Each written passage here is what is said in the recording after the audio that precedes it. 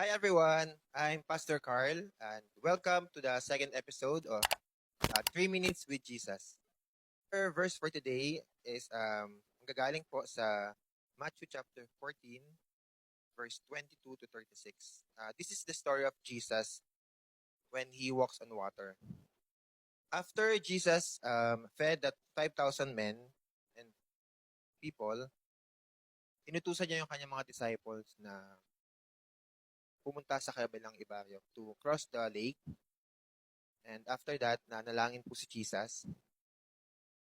Meanwhile, habang yung mga disciples ay tumatawid sa lawa, hinampas po sila ng malalakas na hangin at malalakas na alon. Then sila po ay nagkaroon ng takot. After that, si Jesus ay dumating na lumalakad sa tubig. And then nung nakita sila ng mga disciples na may paparating na naka-white, ang akala po nila ay multo and sumigaw sila ng multo. Then nagpakilala po si Jesus na ang sabi ni Jesus, "Don't be afraid. Take courage. I am here."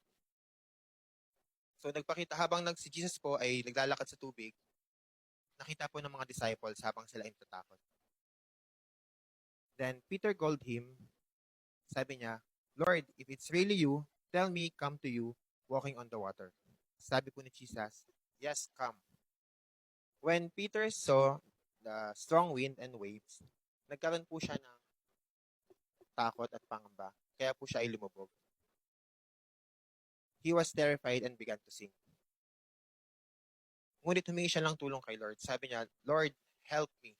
And then Jesus extend his hand para tulungan si Peter at tinulungan niya si Peter para makalipat ulit sa bangka. Ang sabi ni Jesus kay Peter, "You have so little faith. Bakit ka nagduda sa akin?" Nung matulungan na po ni Jesus si Peter at maiakit na sa bangka, saka huminto yung malakas na wind at yung alon. Then, after that, yung mga disciples ay winnership siya. And they exclaim, you are really are the Son of God. Sabi na po ng mga disciples. So, dito po sa story sa Matthew chapter 14, verse 22, itinuturo po sa atin kung paano tayo dapat magtiwala sa Panginoon.